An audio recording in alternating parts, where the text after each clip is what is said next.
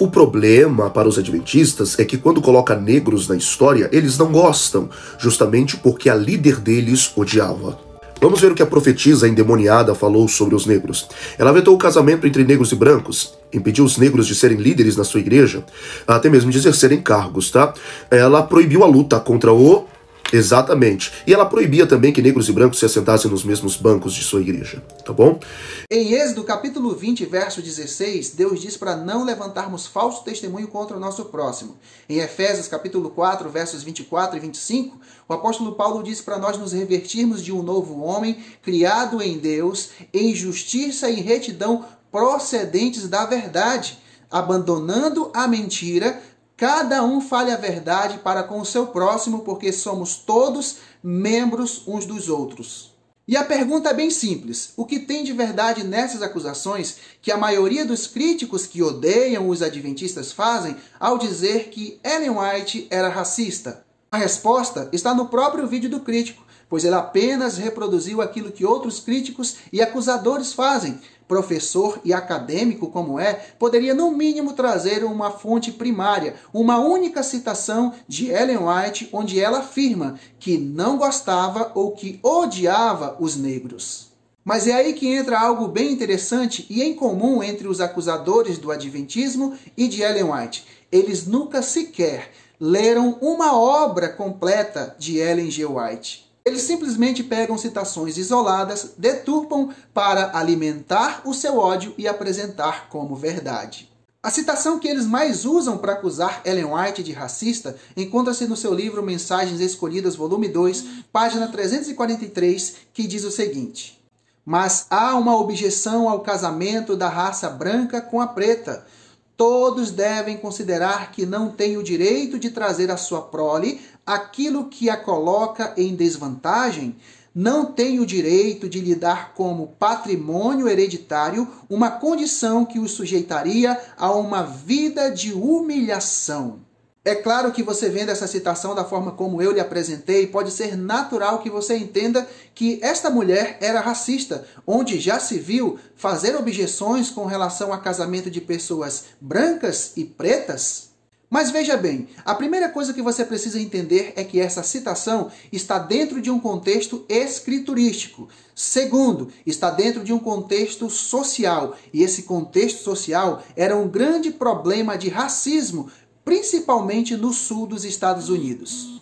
Então, a partir do momento que você analisa essa citação de acordo com o contexto social da época e o contexto também escriturístico, você vai entender o porquê Ellen White fez essa objeção.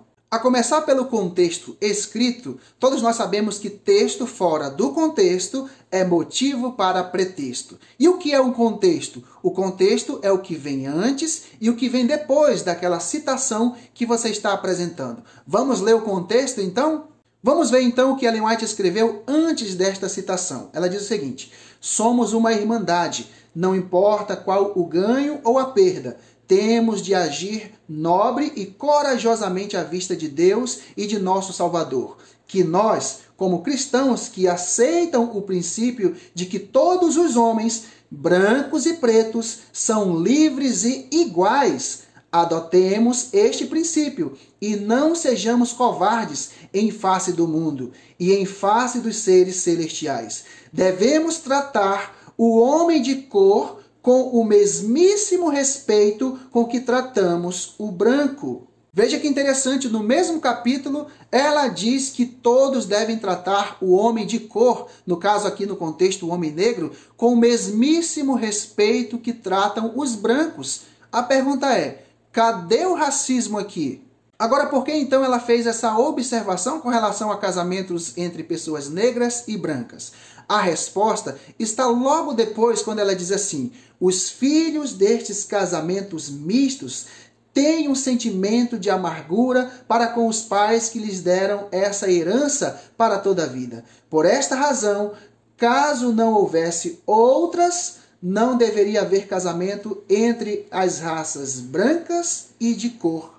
Perceba que, na verdade, há uma preocupação de Ellen White com relação a essa união, por causa do contexto do problema social e racista da época, porque essa união poderia trazer problemas tanto para o casal como também para os filhos que viessem nascer. Isso traria humilhação dentro de todo esse contexto, diante de todo esse problema que havia nos Estados Unidos, principalmente nos estados do sul dos Estados Unidos. E essa preocupação de Ellen White com a união entre negros e brancos, que futuramente traria problemas e humilhação, principalmente para os filhos, ela apresenta até mesmo para a reunião e cultos na época. Veja o que ela diz. Quanto aos brancos e negros adorarem no mesmo edifício, isso não pode ser seguido como um costume geral proveitoso para ambos os grupos, principalmente no sul. A melhor coisa a ser feita é prover aos negros que aceitem a verdade os seus próprios locais de culto, nos quais possam eles conduzir seus cultos. Isso é particularmente necessário no sul. Providencie-se para os crentes negros templos limpos e de bom gosto. Mostre-se a eles que isso é feito não para excluí-los da adoração junto com os brancos, porque eles são negros, mas para promover o progresso da verdade. Compreendam eles que semelhante arranjo deve ser seguido até que o Senhor nos mostre um melhor caminho. Estas citações deixam claro que, na verdade, Ellen White estava preocupada com a situação dos negros com relação ao contexto e ao conflito que existia na sociedade. Ela simplesmente mostra preocupação, respeito e afeto para com as pessoas negras. E ela diz que isso deveria ser seguido até que o Senhor mostrasse um melhor caminho para conduzir toda essa situação. Portanto, todas essas citações que eu acabei de mostrar para vocês precisam ser honestamente analisadas à luz do contexto social em que as pessoas estavam vivendo quando Ellen White escreveu. É como você vai estudar, por exemplo, as frases de Paulo em 1 Coríntios capítulo 14, verso 34 e 1 Timóteo capítulo 2, verso 11, onde ele diz com todas as letras que as mulheres devem ficar em silêncio na igreja. E aí, o apóstolo Paulo era sexista ou machista por causa dessas declarações? É claro que não. Quando nós estudamos o contexto social e cultural da época, nós vamos entender que Paulo tinha um motivo específico para dar essa ordem. E Paulo ainda diz que era mandamento do Senhor. Por quê? Paulo entendia que dentro de um contexto cultural e social, algo deveria ser levado e considerado e conduzido com sabedoria.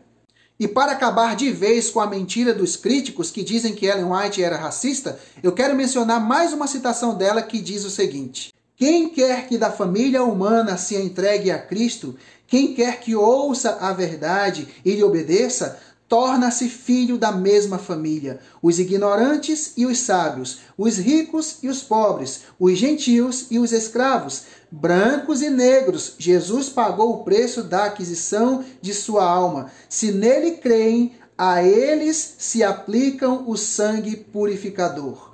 O nome do negro está escrito no livro da vida, junto do nome do branco. Todos são um em Cristo. Reflita comigo agora.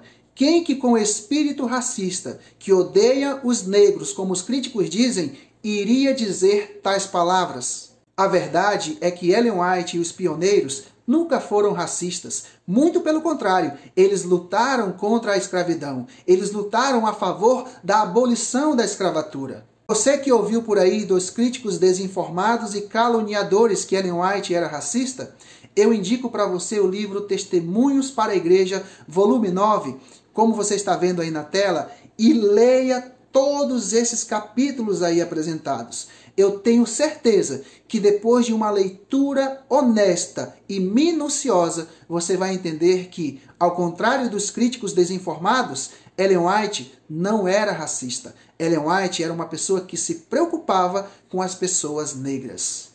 E eu tenho esse livro e outras obras em PDF. Se você se interessar, eu faço questão de enviar para você. É só deixar aqui nos comentários o seu contato, ou se preferir, pode mandar aqui no direct mesmo do TikTok e eu estarei enviando para você. Que Deus abençoe você e muito cuidado com os falsos testemunhos, calúnias e difamações que muitos perfis aqui estão disseminando nessa plataforma.